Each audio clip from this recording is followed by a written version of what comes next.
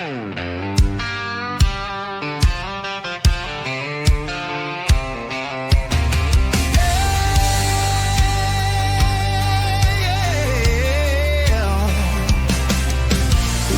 breaks the shadow of the weary heart. Truth cuts the dark like a flaming dart. Voices rising strong to lift the call. This is the time we give it all. Lynne Scott Haggerman bringing the fire. Words that ignite hearts burning higher. Faith and power, no chains can bind. Step into the light and leave fear behind.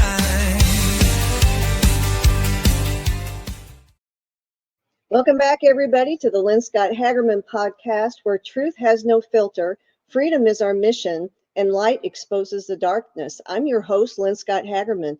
I'm a survivor of child trafficking and medical experimentation underground at a U.S. University Medical Center in conjunction with our government through MK Ultra mind control.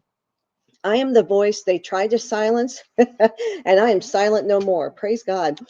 Today, I'm also an international award-winning human resource consultant and a marathoner, standing strong in mind, body, and spirit.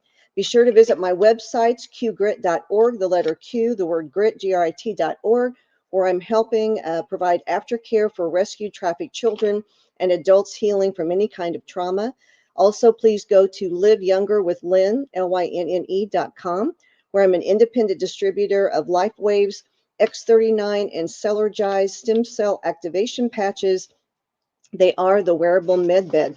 Now, let's get to the truth. And I want to bring on my guest today, none other than TJ Ward. Hello, TJ. Hey, how are you? I am doing great. I want to start by sharing with my audience about your background before we get into these astounding cases and the work that you do for humanity. So, folks, TJ Ward is the founder of TJ Ward and Associates, a private investigative firm that's been serving individuals and corporations since 1982. TJ is a United States Marine. Thank you for your service, TJ. Thank you. A firefighter, EMT, and has served over 40 years in law enforcement in Georgia. He's brought justice to the voiceless, and that just touches my soul so deeply because similar missions, different lanes, a voice for the voiceless.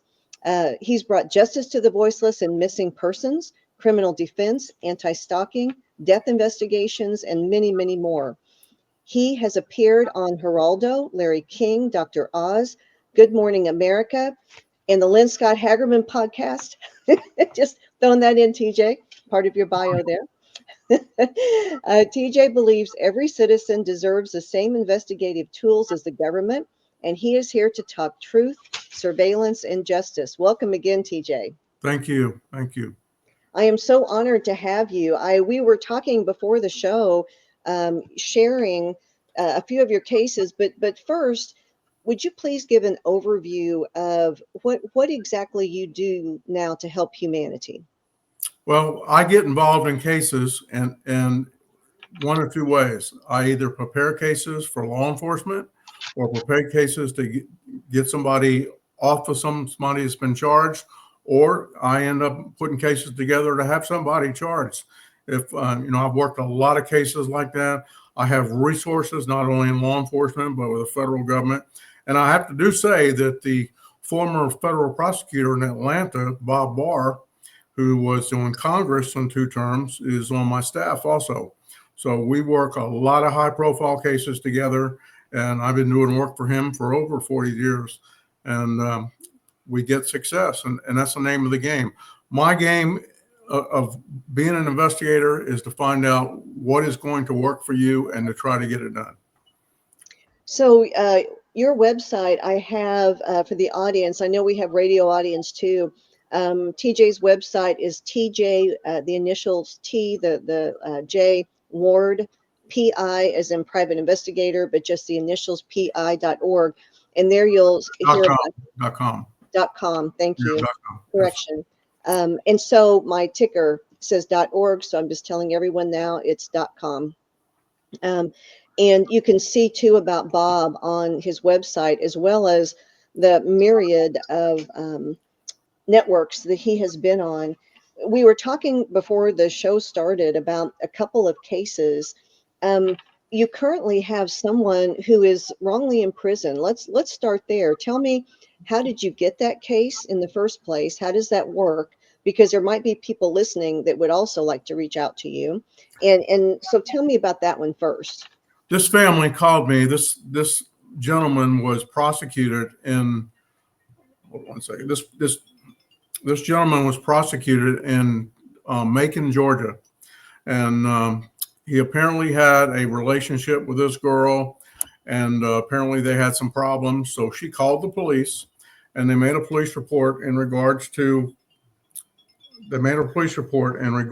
his sexual assault that was supposed to be, and having a knife and so on and so forth. And they arrested him and went through the motions of fact. And shortly after she had time to think about it, she went back to the prosecutor after they had indicted him and said, well, this really didn't happen. I just was angry at the time.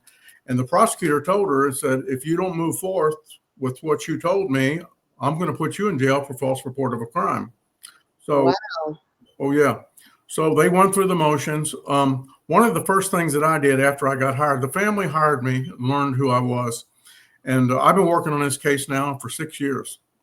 And he has literally been in prison for 25 years this year, 25 years. Oh, TJ.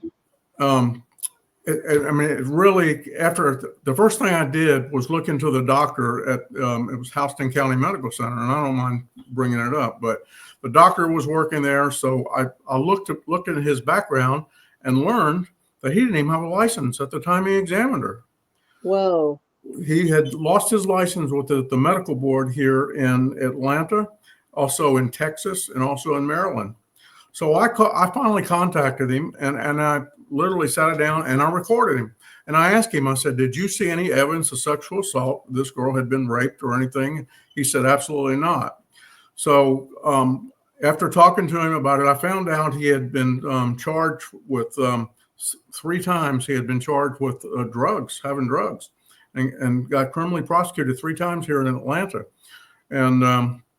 And they took his license. I went to the medical board. The gentleman took his license with the medical board. He's retired. So I went and knocked on his door at home. He gave me an affidavit about this doctor. So I went back to the doctor and I met with him. I went there and sat down and recorded him. And he told me all about her and about what he did as examination.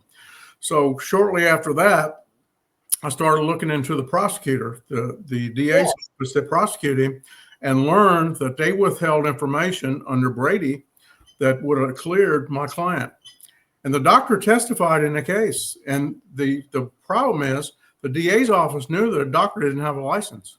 So, I mean, this thing didn't hang right at all. So we started getting into other things in the background of the doctor, the background of my client, and the background of the DA's office. And we now have in motion, we've already put into play to go after the hospital, the doctor, and the DA's office for what transpired in this conviction. He got convicted. They convicted him. And you have to understand, this was in Houston County, Georgia. And way back when this happened, Houston County, Georgia was very a prejudiced county. I mean, there was a lot of problems. And my client is black. And but anyway, we've been going through the motions with lawyers and so on and so forth. And ironically, about 6 months ago, we got a letter from the victim, the so-called victim, a certified letter notarized by a lawyer that she said she made the story up, and she apologized. You know, TJ, like, I'm appalled at several levels, but frankly, I have been speaking out now for about 1.5 years. And I have so many people that contact me where there is injustice, especially regarding children and crimes against children, harming children in egregious, heinous ways. And I would say 99% of the time, I would call our justice system the injustice system, because it's very hard. So I'm so grateful to meet a warrior like you, because I sit and I hear The prosecutor withheld evidence, knew the man was innocent, proceeded anyway, threatened to jail the woman who, I mean, I don't even understand how that is allowed. Well, it happened. It happened, and he's still in prison, and we're still trying to get him out. I've got Bob Barr looking at the case right now, and we're trying to do a GoFundMe to raise him money right now. We're trying to raise him money to be able to hire Bob Barr, and we will take and move this case to federal court and get him out of prison. And What is the GoFundMe, TJ? I'm sorry I interrupted. we haven't set the GoFundMe up yet, but we are going to do so. And if somebody is interested in donating to it, please contact me. I don't mind putting look at me. You got my website. Send me an email. My telephone number is on my website, and so on and so forth. Please call me. We are trying to raise money to get this gentleman out of jail. I mean, he's been in jail 25 years. I mean, it's incredible. It's egregious. This is a crime against humanity. So again, TJ Ward, PI, standing for privateinvestigator.com. The ticker has .org. It should be .com. So please, prayer warrior patriots, go a little extra mile and don't do the .org, do the .com. So I want to try to highlight as many cases as we possibly can. And the other one we were talking about was this case you were telling me about in the Dominican Republic. So, but we were, it was go time. We had to go live. I didn't get to hear the rest. So spend, 2, 3, 4, 5 minutes talking about that case. Well, I have a case in Dominican Republic. I was hired, and it's still active now, and I got to be ear careful what I talk about, but I got hired. I went on TV, if you'll recall, the girl that went missing in Dominican Republic about 2 months ago, the girl from Virginia that was there on vacation, and she went to the beach with a guy that she had met there, and everybody claims that she disappeared, she drowned. Do I believe she drowned? No, I don't believe she drowned. The guy she was with pulled her out of the water. They were both very intoxicated. And so he woke up and she was gone, and he assumed that she went back to her hotel room when in fact she didn't. With her 4 friends that she traveled with there, they were looking for her also. And finally, law enforcement got involved 8 hours later. And her parents came down. They're Indian. They came down from Virginia. And I mean, it's bizarre because everybody has talked about her drowning in the water. If she had drowned, she would have washed up. We'd have known, we'd have found something that indicated she drowned in the water. I think somebody snatched her up. Her parents asked law enforcement for a death certificate. And to this day, her parents know who I am. There's law enforcement in Virginia that's been dealing with the family that also went to the Dominican Republic. And they told the family about 3 weeks ago, said, you need to get a lawyer or you're going to need to get an investigator. And the father said, you mean TJ Ward? And he said, yes.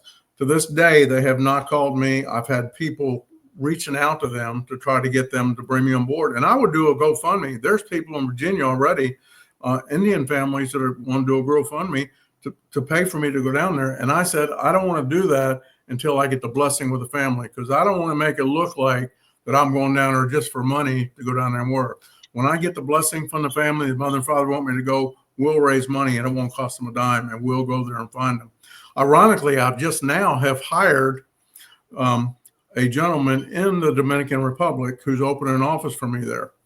I have one now in Dominican Republic. And since then, while I was on TV, I was actually on TV about 15 times with this actual event that happened in Dominican Republic. And there was a doctor there that just hired me. And she's going through a messy divorce and with money and so on and so forth with her husband. So she has just hired me to go in and look for things in regards to what he's doing with his money.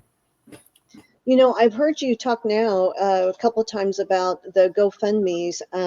I would educate a guess, probably the most people who listen to us are everyday Americans, everyday Joe Americans, hardworking folks. And when these situations come up, they wouldn't have the funds to hire people. So is that a common part of this gentleman's name is in jail. It's been in jail 25 years. His name's Jesse Arnold. Okay. and we're trying to raise money for him. And we have just talked about getting a podcast together, and I have one of my associates that's arranging with the wife to do so. But if they would send me, if somebody wants to help donate and with our GoFundMe so we can get it set up, it would be great. I have an individual that works for me that's going to do that. So if they could send me an email, let me give you my email also. It's tjward Okay. at tjwardpi.com. And people who are thinking now about possibly hiring you for a situation they're in, then creating GoFundMes for them if they have financial challenges clearly is something that's part of your process. We'll help them. We'll help them raise money. If they have a legitimate investigation, we'll raise money to bring me on board. I don't care where they are. I have 4 cases right now outside the United States, and we go everywhere. I'm licensed here in Georgia, and we help with. I do a lot of cases in Florida, North Carolina, Tennessee, Alabama. But if it's elsewhere, we'll get involved and we'll get it out there. And if it's a very high profile case, I'll get it out in the media. I'll get the media to help me do what I need to get done. I've got such a relationship with them. I'm on Fox, I'm on Court TV, I'm on CNN, lots. I was on Court TV last night with a case that happened in Florida. I mean, a very, I mean, it was sad. It really was. Being on there was this family that was out in Arizona, and they adopted 9 kids, or I should say 10 kids, because one of the kids begged their mother that gave them up to let her come out of there where they were. They ended up moving to Florida, and there's probably a reason why they moved to Florida. One of the kids showed up at a church camp with a live taser, and that's when law enforcement got involved and started looking into them. There was a cage by their mailbox where they lived. There were 9 of them. There was a mother, father, and their 2 adult daughter and son that lived in a trailer and had 9 kids that they brought. They were making them sweep the floor, clean, doing something. And if they didn't do what they asked them to do, they would spray them in the face with vinegar. I mean, it was just unbelievable. They were locking them up and tying them down and bolting them into rooms. If they had to go to the bathroom, they have to wait till the next day. It was really sad what happened. But when I talked last night, I talked about not only this small town that they're in, they need to incorporate this investigation in Arizona, because something happened in Arizona for them to pack up and leave and bring 9 kids to Florida. Something happened with the agency that got them involved, both in Florida and in Arizona. And I suggested that we get the FBI or the U.S. Attorney's Office involved to work on this case. This police department in Florida is just way too small to be able to handle this type of investigation. I mean, it just can't happen.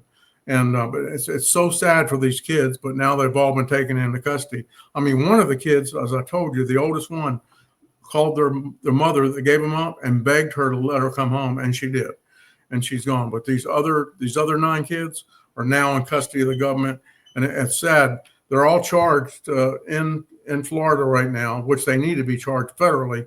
They're all under a $1 million bond, so they're not going anywhere. But it's just so sad what transpired. These kids one of the kids didn't even know what their birthday was, what their name was, didn't know anything about themselves, wasn't even educated, had no education whatsoever. I mean, it was just sad. I mean, it really was last night when I was on TV with it on Court TV. What age is the child that does? I mean, I know he doesn't know, but educated guess by stature what these kids go from 3 to 14. 9 so, kids. You know, with my background, being trafficked as a child, harm to children really touches me deeply. So with this case in particular in Arizona, how do 4 adults living in a trailer get 9 children? I mean, how does that even happen? It was done privately through a church group. It wasn't, that's the way it was done. It wasn't done through the government. That's the difference. And, but I think if the federal government gets involved, they need to look at these 2 organizations, one in Arizona and one in Florida, that help them get these kids. But there's some reason why they left Arizona and then ended up in Florida. So, and they need to, law enforcement over here needs to look and communicate with law enforcement over here in Arizona. That's why I'm saying the federal government needs to get involved so they have the jurisdiction nationwide to be able to do what needs to be done. This is so sad. I mean, working on it last night and being on TV. I mean, it was just unbelievable, the things that came up in this case. I mean, this is the things that are going on in the United States right now. That's I mean, right. it's so sad. It really is. And thank goodness for, and not blowing smoke myself, but somebody like me to get involved like this and look into this. I mean, my 47 years in law enforcement has given me the experience of where I am with my 43 years of being in the private sector to be able to help families. I will tell you something that happened this morning. Yeah. I've been working on a case where a lady she actually has a home in South Carolina, in Charleston, South Carolina. Her husband lives and she went back home because she's a Canadian citizen. For 3.5 years, she's been trying to get across the border, and they've been stopping her. Her husband had something to do with it.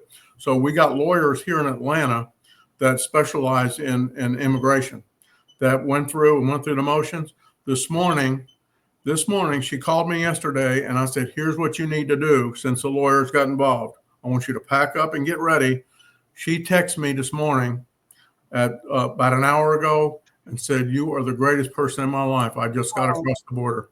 She said, you told me how to do it, and I got across the border, and I'm on my way back to South Carolina. And she was praising me like you would not believe. But I literally worked on that case for 3.5 years trying to get her across the border. She was being terrorized by her soon-to-be ex-husband up in Canada.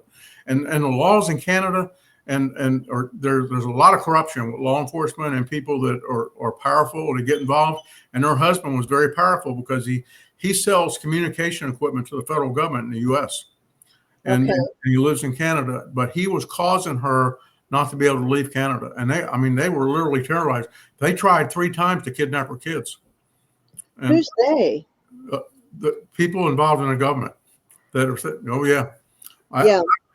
And I hate to say this, I worked for the government for almost all my life. After I got out of the Marine Corps, I went to EMT school and cardiac tech school, and then I was a firefighter for 2 years. And then I got in law enforcement in 1973. And I've been in law enforcement until I retired in 2019. And but I don't trust the government anymore. I do not trust the government. There is so much, it's who you are, how much money and powerful of what's going to transpire. I'm going to tell you a little horror story, and I really didn't want to talk about it, but I will tell you. I'll tell you the story. Yeah. 2019, I got contacted here in Gwinnett County, Georgia by a judge, a Superior Court judge. And she came over here where my office is and took me to lunch. And she said, I'm going to tell you a little story. There was a prosecutor in office for 32 years. Okay. Very powerful, very well known. So she came to me and she said, I need your help. She said, I'm scared. And this is a Superior Court judge telling me she's scared. And she said, I think the prosecutor is going in my computer and in my office. So I said, really? I said, do you want me to find out? And she said, if you can. So the next day I sent 2 investigators up to the courthouse and we put a Wireshark on her computer. And the next 3 nights we watched the DA's office going into her computer.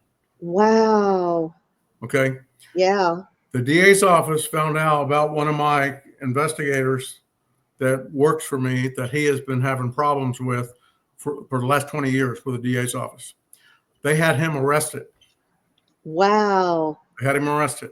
So his attorneys called me, and he found out. He went to the judge and told him that this guy was working for me. And the smart thing is she recorded the whole conversation with her phone. She recorded it. She sent it to me.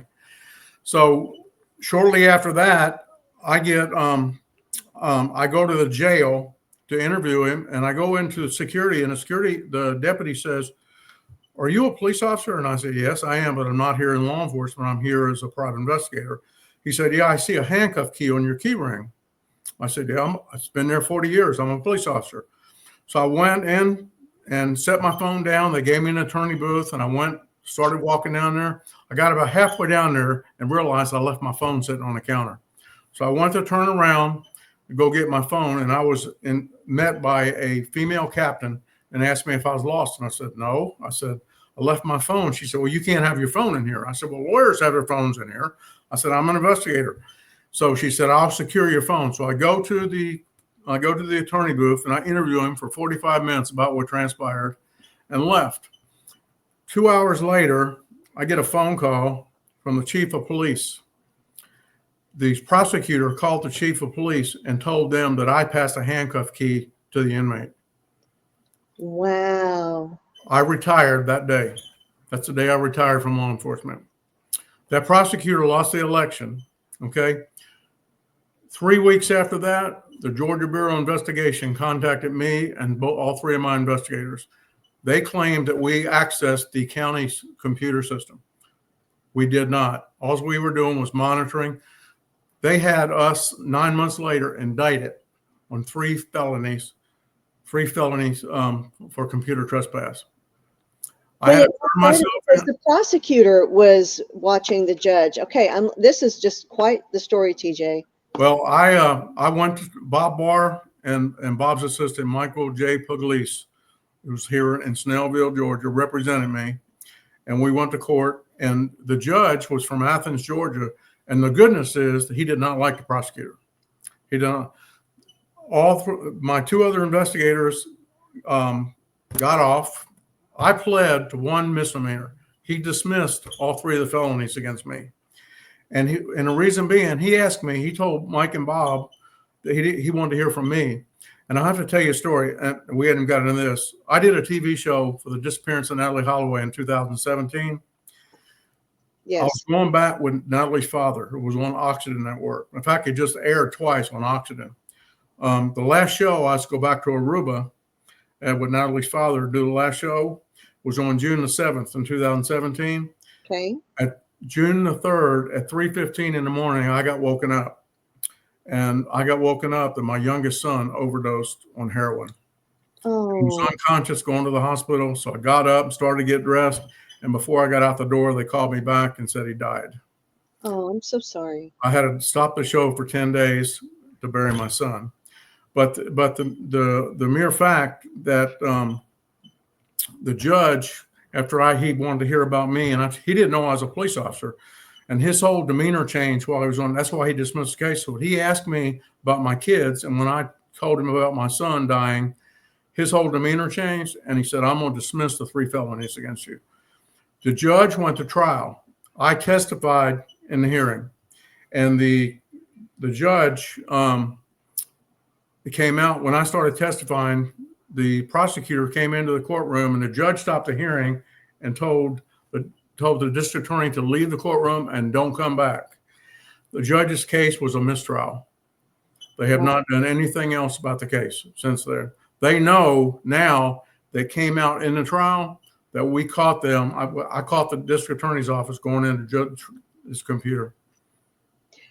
So then, I mean, I'm sitting here listening, TJ, and this is the stuff that we're reading about constantly today in the United States of America, where people in power are doing illegal activities, and then when they're caught, they turn and project and blame the person for doing what they're actually doing. I mean, we see this play out over and over. And unfortunately, that person goes through the fire, usually with their reputation and their finances destroyed, may or may not come out on the other end in jail or free.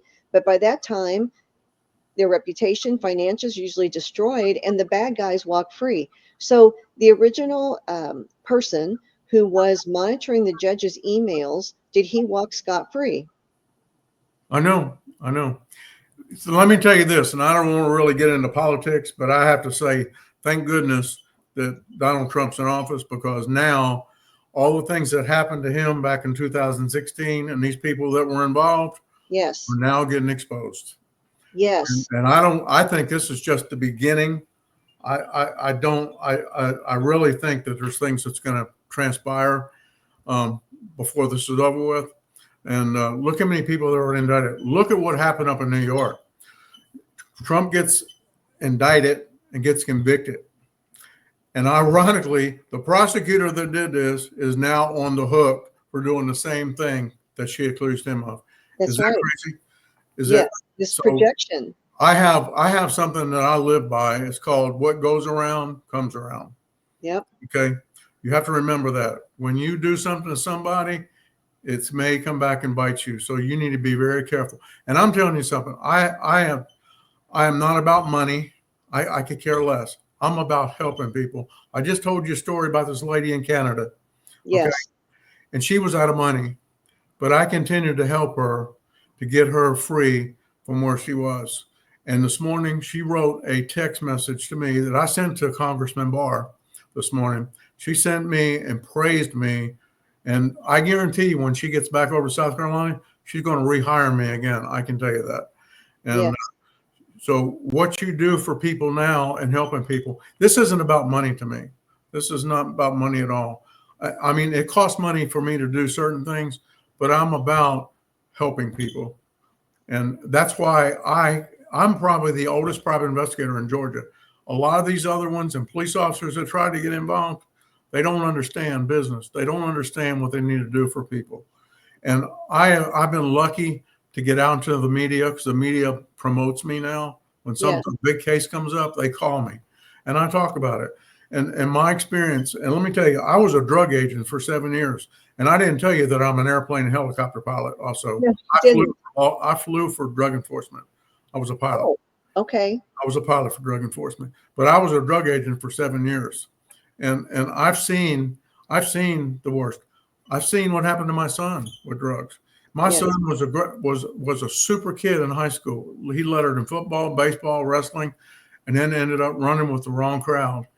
And then it just cost him his life. I had him in a halfway house for 9 months. He was clean.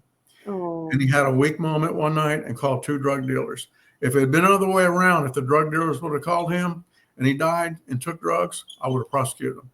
But I had to take a look, and I got his phone, and I saw that he called the drug dealers. So the shoe was on the other foot. But I can tell you now, as being a diehard Catholic, he's in a good place, and he's not doing drugs. amen. Amen. Praise God. Yep. And I know you mentioned, you didn't want to talk politics. I would, which is fine. I would love to hear your opinion, though, when you brought up the 2016 exposure. That is the very, very hot right now. Is all of the testimony that's going to be happening soon. Can you let us know from a legal standpoint? What exactly are we watching? Is there going to be justice this time, or what are we watching? What's going to be happening? I think these politicians, Yes. are going to be they're going to get prosecuted. You look at what happened. They have got documents now that they just pulled up. I tell you what, Bill Clinton and Hillary Clinton are in big trouble. They're about to take their deposition next week. That's never happened. That's never happened. And the people, and look at all these people. Look, Bill Clinton's in big trouble with the guy that just died and his girlfriend in prison. Yes. Yep, that's a big deal too. They're going to expose all these people, and they know that Donald Trump was not part of that. They know, because if he was, it would have come up a long time ago. That's right. They know now. I mean, I love Donald Trump. I mean, sometimes he talks too much, but he's a great person, and look what he's done. And the 200 days he's been in office. I mean, he's moved mountains. He stopped wars, and it's just the Democratic Party right now is in bad shape.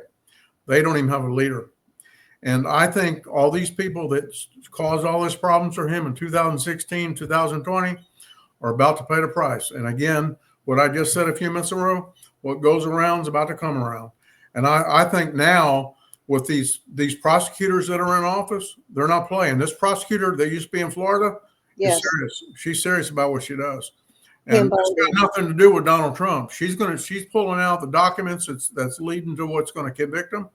And I really think you're going to see a whole different ball of wax, what's about to transpire within the next 24 months. So that was actually going to be my next question is, what time period do you think that this will transpire? Because sometimes, and then, because one worry or concern that I had was, what if it goes past Trump's, time in presidency? Will it get swept under the rug like something? Let me tell you what's going to happen there. Okay. I think one of the either his vice president or the congressman who's now in office with him from Florida. Yeah. One of them are going to run for president. Okay. And let me tell you what's going to happen with Trump. He's going to be vice president. Okay, I'll take that. Yeah. Okay? Yeah. Think about that. Yeah. Think about another 4 years he's going to be in office. Yeah. Love it. You step back one notch. Okay. Yeah. Did you not hear that before? No, I actually haven't. I heard that rationale before, or that line of thinking before he was reelected this term, but I haven't heard it since he's Oh been yeah. there. Think about that. Yeah. Think about if he promotes somebody that's working with him right now to get elected president. Yeah. He steps back and gets appointed vice president. Awesome. Yep, he'll Absolutely still be in office. He's turning around. He's turning this country around. Yes, he A lot of is. people said, "Oh, it's not going to happen with the tariffs." He's doing it. It is. I mean, look at he's meeting with Putin next week. Okay, Yes. that war is going to be over. Yes. I mean, he's serious about this. I mean, look at what did he do last week? Send 2 submarines to near Russia. He's not kidding. And he's got and the good is it's just not about him. He's got backers now, and see the court system. He's winning with the court system, and that's important. That's important. And that judge, you see the judge that I had a problem with, the judge up in New York. He's history. He's So history. how does he do that? I mean, I had heard from someone that judges have to be impeached to be removed. So how? No. His prosecutor got him. His Okay. prosecutor got him. Okay. Yep. And I'm gonna tell you something. This 28-year-old person that gets out and talks for him every day. Yeah. She's smart as a whip, buddy. She Yes, is she is. smart, and she's good at what she does. She's gone up against him, and she is so intelligent. It's unbelievable. He couldn't have picked a better person that can go to bat for him. And see another thing, and now Trump's exposing the media. He's exposing the media, who was always against him now, and it's all. And again, what comes around goes around. It's turning on him now. It's turning on him. Even CNN is turning and on his side. I mean, they're talking good about him now. I just turned it on the other. I couldn't believe it. And CNN back 10, 15 years ago was a great deal. I was on CNN a lot. I don't have any respect for them now. I mean, they still call me every now and then, but I don't have any respect for them. And their ratings have gone down so bad, it's not even funny. Yes. Yes. And, I mean, the number one media group right now who talks good about Trump 9 out of 10 times is Fox. And I'm on Fox a lot. And but anyway, I have to tell you a little funny story. Okay. 2007, and it's on my website. If you look, you'll see a big magazine article in there. It says T.J. Ward knows enough to be dangerous. Yes, I did. Well, that was a magazine. Donald Trump and his daughter was on the front cover, and my name was on there. High profile super sleuth T.J. Ward. Donald Trump he took that article and framed it for me in gold and gave it to me. It's on my wall right here. Wow, TJ, that's amazing. Yep, that's sitting right here on my wall, right here. That's Donald amazing. Trump gave that to me. Wow, that's amazing. Yep. You had the case with Natalie. I know that most of our viewers are aware of that, but that was an extremely high profile case. So will you spend a few minutes, please, talking about that? Natalie Holloway's case. I worked on that case for 18 years, and I will tell you, Beth Holloway hired me first in 2005. And you know how I got that case? No. I have a contract with a firm in Israel, okay, for a Okay. system called layered voice analysis. It's a 21st century truth technology. It is now incorporated with AI. I can take any conversation, whether it's live over the phone or from a recording, and I can tell you if you're lying or hiding something. It's 95% accurate. Wow. I am the only I'm the only private investigator that has this system. I sell it to law enforcement and corporate security. I have a contract for the United States with the company in Israel. I am the only private investigator, again, in the U.S. that has it. I've sold 5 of them to the county that I live in, and the government pays for it with the government with law enforcement. The government will. I can do I can pull documents together and send them to the government, and the government will pay for the voice analysis. But that's what got me to Aruba. When I saw Deepak Satish and Vandersloot on TV talking about Natalie when she went missing in 2005, I took my system and started taking their conversations, and I could see that they were not telling the truth. Oh, wow. I picked up the phone and called Jug Twitty, who was married to Beth Holloway, and I told them about the voice analysis and what I found out. Jug Twitty got on 2 TV shows that night and talked about me and told them what I had. The company saw the shows and sent me a ticket to go to Aruba. I was in Aruba for 10 days, and I met with the FBI and Aruba authorities. They said, we don't allow the voice analysis here, much less the polygraph. I said, well, what they don't know is I don't need them in front of me to find out if they're lying or hiding something. I can take their conversations when I get on TV, radio, or whatever. Wow. So I came back to them and told them that they don't allow the voice analysis in Aruba. I said, we need to do a good old-fashioned investigation. 30 minutes later, they came back and called me and said, we want to hire you. So I started my journey in Aruba and started going over there and interviewing people. I worked on a case for 18 years until 2 years ago. Vandersloot, Greta Van Susteren, and Beth convinced the government in Peru.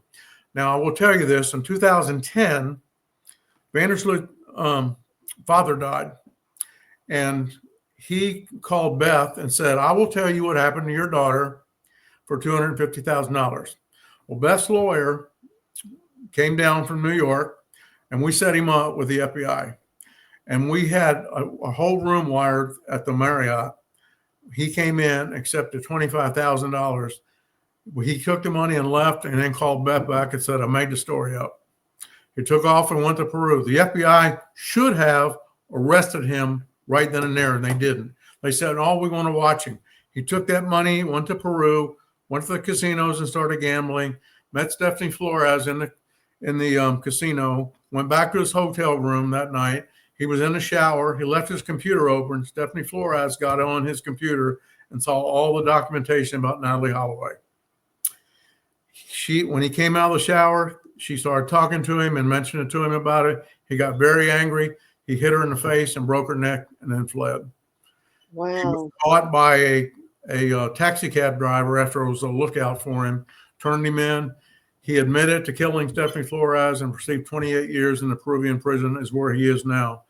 Beth Holloway and Betty Van Susteren went to the Peruvian government and asked them to extradite him 2 years ago, which they allowed. They brought him to Birmingham with the FBI, and he finally admitted what he did to Natalie. He killed Natalie, hit her in the face with a brick, and killed her. Wow. He received 20-year sentence concurrent with the charges. And when he gets out of there, he's got to come to the federal penitentiary in Alabama for 20 years. He's not going anywhere. But Dave Holloway and I have continued to work on the case. Dave Holloway and I are very good friends now. And we did a TV show together. I speak to Dave every week. We are looking still into, and we've identified who took Natalie's body off the island. I know his father, Vandersloot's father, was involved. He was a judge in training.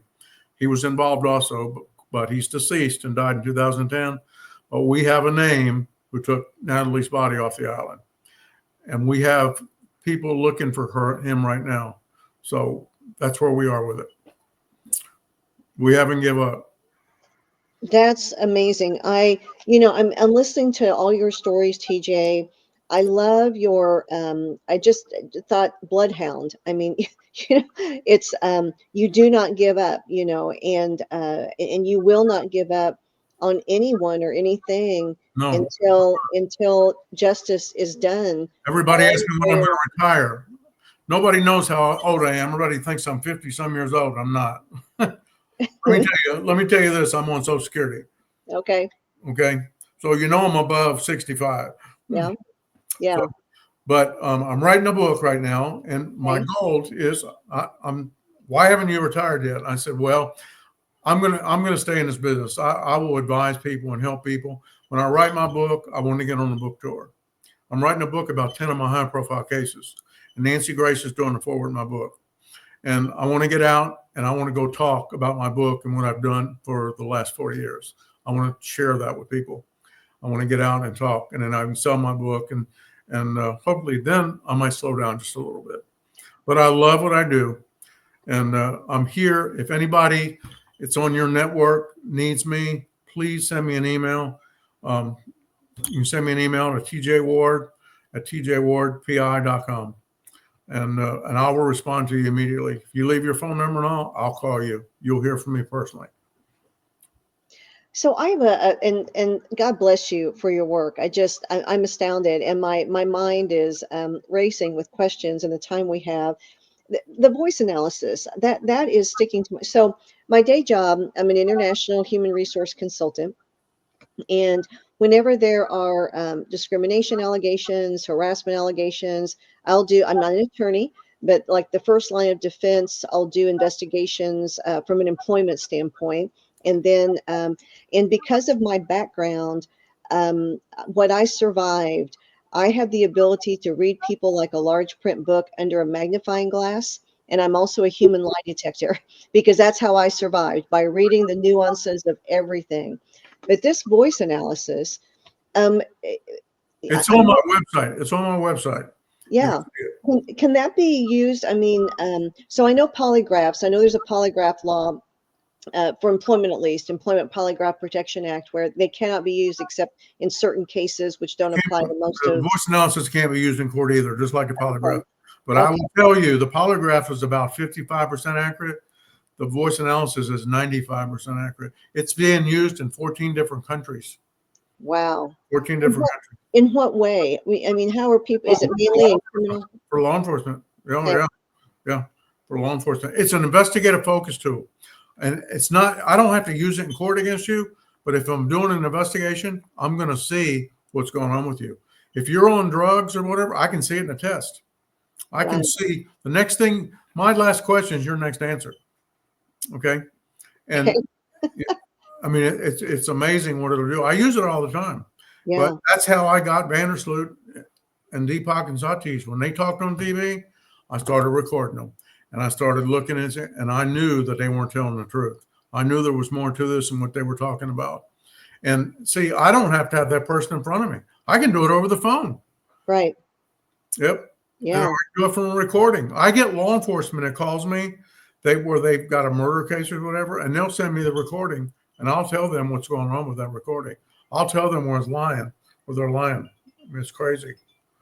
So let me ask you this question. Because of my background and because of speaking, I mentioned when the show started, I have people reach out to me on a regular basis of either crimes against them or crimes against children, allegedly at this point, and they're looking for help. So let's say that they decide then to contact you. Can you walk us through, I send you an email, or, like say I'm the person who's interested. So I send you an email, I call you, tell me what's going to happen. I'll get with them and get all the facts and circumstances around the case, and then they got to hire me I don't care where they are. And then I would deal with the witnesses are the big deal in cases where people are accused. So, and again, I can interview them. I can use the voice analysis, and I'll tell you if they're telling the truth. That's a real good thing. Again, it's a focus tool, and then I can take and build my case against or build my case as far as defense is concerned to help somebody out to show they're not lying. And I will tell you, I've already been declared an expert testifying in court. So I'm an expert on the stand. What I learn and what I pull together, I'm going to be able to testify on your behalf to change the rules of what they're being charged with or not being charged with. And what if they are the person being harmed and they're trying to get justice, or their children, and they're trying to get justice? What I come across, so just from people contacting me, the depth of local involvement. And again, there are good people everywhere, so I'm not saying this as a blanket statement, but I'll be hearing names of law enforcement, prosecutors, like the example you just said, judges, maybe the public school system, a few employees are involved, Maybe a couple of people in religious organizations are involved. Maybe a couple people in child protective services are involved. I mean, there's such a chain of events when it comes to the children of people who can coordinate harm. So Let me tell you one of the first things that I do when I get a case Yeah. where there's law enforcement or government agents involved. Yeah. I check them out. I've gotten cases dismissed because of running a background on law enforcement. Law enforcement been in trouble before. I had a drug case with a lawyer who came to me, and his client was charged with having possession of drugs and dispersing of drugs. Yeah. I ran a background on a police officer. The police officer was under investigation by POST, the Peace Officer Standard Training Council, taking drugs from law enforcement from his own agency. That case, again, what that attorney was representing, got dismissed. Wow. The first thing you do, you have to find out about the person that's bringing the action. And the same thing with people that hire me. Yeah. I have to find out about that person that's hired me. Yes. Okay. You have to know about what you're dealing with before you deal with the problem. Right. And the same way with law enforcement. I check law enforcement out before I get involved with them. Okay. Because I got to know both sides of the fence to be able to get the real answer. So I'm an expert testifying. Okay. Yep. And I have a degree in psychology, so I can read people just like you can. Yep. Okay. That's what makes me good at what I do. Me too. And being able to sit down and interview with somebody. I mean, I have law enforcement, and I'm going to tell you, the caliber of law enforcement now is not like it was when I was there. And look what's going on now. Yeah. Look what's going on now with ICE. Yes. Look at these. I'm telling you, if I was in law enforcement, I would already be in jail. But somebody picks up a brick and see, they need to end up shooting somebody. And I hate to say that, but these people will stop when they see that they're not going to put up with it. Right now, they've got reins on them because of what's going on. Yeah. Somebody picks up a brick and throws it at you. Look at that sheriff that came out I saw it on Facebook down in Florida. Yeah. Told these people, did you see that? I did. It was awesome. If you come here and stop a motor vehicle, or you do this, and if you pick up, you point a gun or pick up a rock and throw it at us, we're going to be calling your family where to pick up your remains. Yes. We're not kidding. Yeah. Yes. I love that. And that's happened in Florida. Yeah. Yeah. And these people got to know that this can't transpire, and it's happening in so many different places. And the problem is the government is backing these people that are doing this. Some of these government agencies. Yes. They need to arrest the government agencies that are doing this. They need to lock them up. They're getting involved in it with a government project going on, doing this, and they need to make an example out of them and have them arrested. That's why all this, when they tried to get into the holding facility, where was it, Virginia or whatever? Yes. Yeah. They ended up arresting some of the persons. They're going to prosecute them. They're going to get prosecuted. They're going to get prosecuted. They're not going to get off the hook because they're a politician, just per se. Nope, not going to happen. And I love all these people now that were up there when Donald Trump, that nobody is exempt from being prosecuted. Now it's coming back and biting them. To say what they said is now going to be used against them. Amen. So we have about 10 minutes left, audience. I'm going to play a quick commercial break, and we'll be back. Life empowered is closer than you think. We're all looking for a better way. Reimagine what's next with a new sense of exuberance. Why not power on like you mean it? Or power off blissfully? A better sleep is a better awake. You've never moved like this before. With the energy nature intended.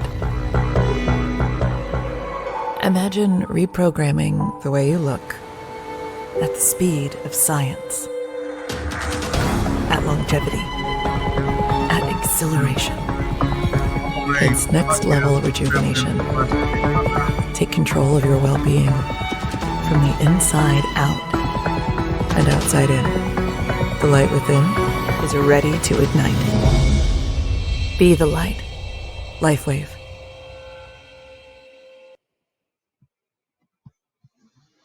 So that was LifeWave, the wearable medbed technology where the X39 and Celergize together regenerates and reactivates your stem cells. It is the wearable medbed. You know, TJ, before the break, you give me hope because we have waited for years for justice. You know, we see these atrocities being committed by these government agencies or the organizations in charge of hiring people to do these riots because they're not we the people initiated, you know, calm peaceful protests per our rights. This is nothing to do the we the people do not do what we're seeing, and yet we don't see justice. You know, we saw the Summer of Love event, you know, where it was just quite the opposite, people being harmed, businesses destroyed. You give me hope, and I'm grateful. Well, I will tell you and tell your audience, if they bring me on board, I am there for them. Okay. I'm 110%. If something is some not right, I mean, I shared a story with you that I wouldn't even think that I would have shared what happened to me. Okay. Yes. I know the other side of midnight, and I Yes. had to defend myself. And I have to tell you this, the state board that governs my license Yeah. fined me $1,500 for what happened up there before the facts even came out. Okay. I paid it and let it go.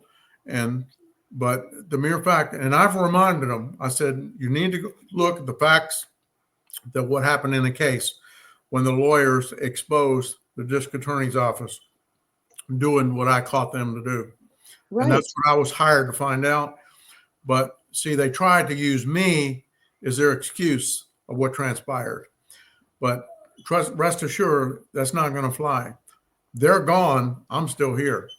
Okay. Still here. Amen. Amen. Yep. And I have to know, TJ, you're just a fierce proponent for the underdog, a fierce proponent for we the people, a fierce proponent for justice, a true warrior. Um, has this been you your entire life? And because how did you even enter the private investigator field? Well, the money. Let me tell you this. When I was flying a helicopter in Rockdale County, Georgia, Okay. and this was 1980. I was making $23,000 a year. Okay. Okay. I make $23,000 a month. Okay. Yeah. All right. So, no, but I was blessed to be where I am. And my father ended up getting in law enforcement after I did. He was the reserve. And then when he left his company at 56 years old, he said, what am I going to do? I'm retired now. I said, do you want to get in law enforcement? And he was a reserve in the agency that I worked for. Yeah. He said, they're not going to hire me. I said, do you want to go in law enforcement? I got him a job starting as a patrolman. 14 years later, he retired as a commander. Oh, wow. Yep. My father, I talked about this yesterday with somebody. My father never told me he was proud of me. He told everybody else. Oh, When he died, he had a big law enforcement funeral. He died in yeah. 1998. Yeah. One of his friends came up and told me how proud my dad was of me. Oh, no, that's amazing. I love that. We have time for another couple stories. Tell me another story you'd like to highlight. Well, I just got hired on a case in Michigan. A gentleman went up there. He's from New Jersey, and he just hired me yesterday. He went up he had a falling out with his girlfriend who lived up in Michigan. So he went up there at Christmas time and went to church. He's Catholic. Went to a Catholic church, and he had a couple of friends up there, and he was going to try to meet her and try to work things out. Well, her father saw him in church, and somebody told him that he was coming up there to kidnap his daughter. He went to law enforcement, a small agency in Michigan. Yeah. They arrested him. What? And they turned the case over from their local little town arrest. The feds have got involved. He's in a federal holding facility right now. He's been in jail now for 2 years. He had no intentions of kidnapping this girl. And now he's hired me to find out with witnesses and all that that's not the case. He's trying to hire Bob Barr, but you're talking about $50,000. His family's trying to raise money. They gave me a little bit of money to speak to some witnesses yesterday. So we're going to do so. I mean, He's a businessman. He's now out of work. Like, you know, he was working for a big company in New Jersey, but he's been in prison. He's been being held, and I told him, I said, if you get Bob on board, we'll file a habeas in federal court, and I'll get you out of jail, and to do what we need to do. But he's been sitting there. He's had public defenders, and nobody's done what they said they were going to do. But so back up just a second. How does a man like this get arrested? How does the family was well known with law enforcement? The father was well known, and they issued a warrant for his arrest. Wow. So this is the problem we were talking about earlier. Yes. Who you are and what you are, and who you know and what you know. Okay, that's what's going to change in Washington D.C. right now. Did you see yesterday with all the crime that's going on in Washington? Did you see what Trump came out and said? I don't think so. Take over Washington D.C. I did hear that, and people are debating what that means. He said, "I'm about to shut Washington D.C. down and take it over." Well, it means. Yeah, he just appointed Judge Jenny as the prosecutor in Washington. He did. Yeah, he did. But he's got the right people in the right place to do and change what has been transpiring with the government. And I think, and there's a lot of people that hate Donald Trump. Trust me, I run across them every day. Yeah. But they have to understand he's about the people. And you know what he talks about all the time? Yeah. God. Yes, he does. Amen. He talks about God all the time. That's his number one.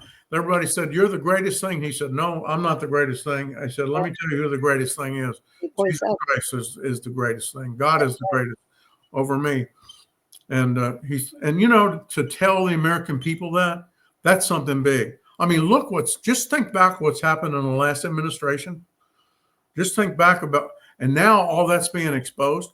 Who was running the country for the last 8 months? Good question. We don't know that. We don't know that. No, we don't. Although we're starting to find out. You know what? They're going to find out. They're going to find out. And because it's a violation of law. Was his son running the country? Was his wife running the country? And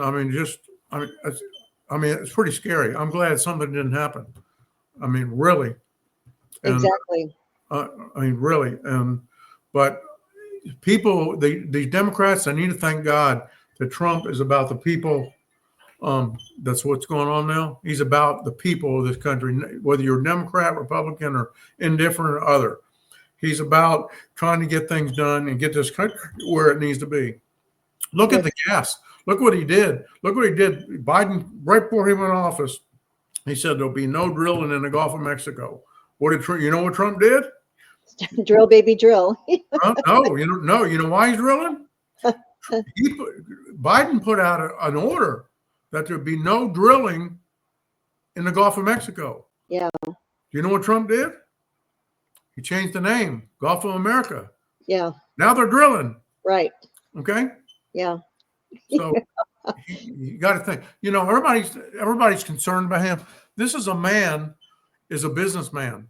He's not a government. He wasn't working with the government. He's not a politician.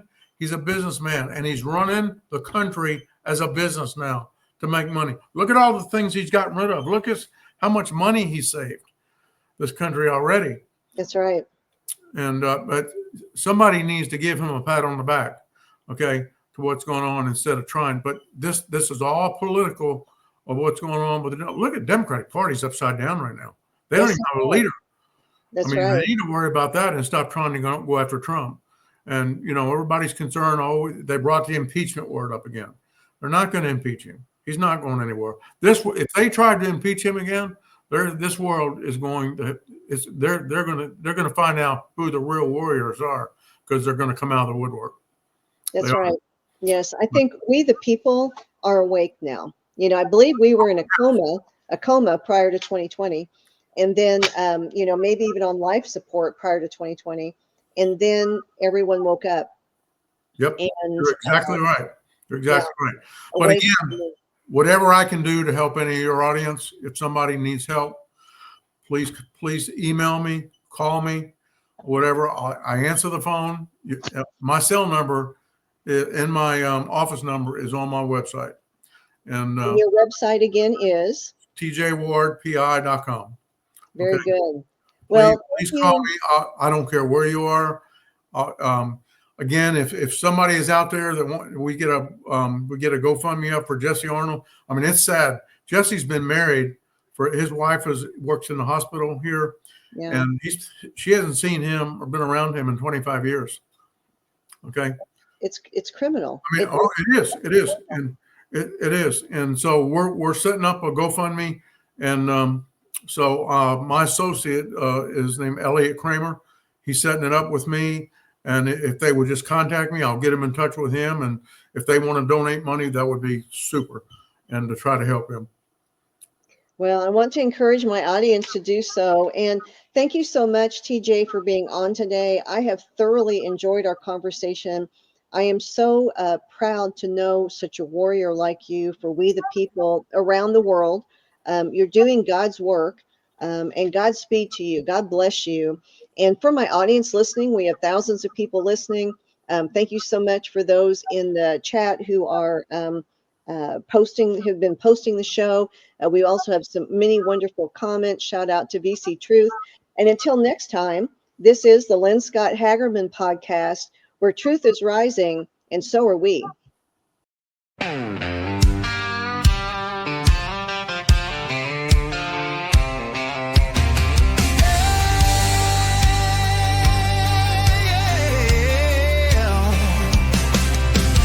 Light breaks the shadow of the weary heart. Truth cuts the dark like a flaming dart. Voices rising strong to lift the call.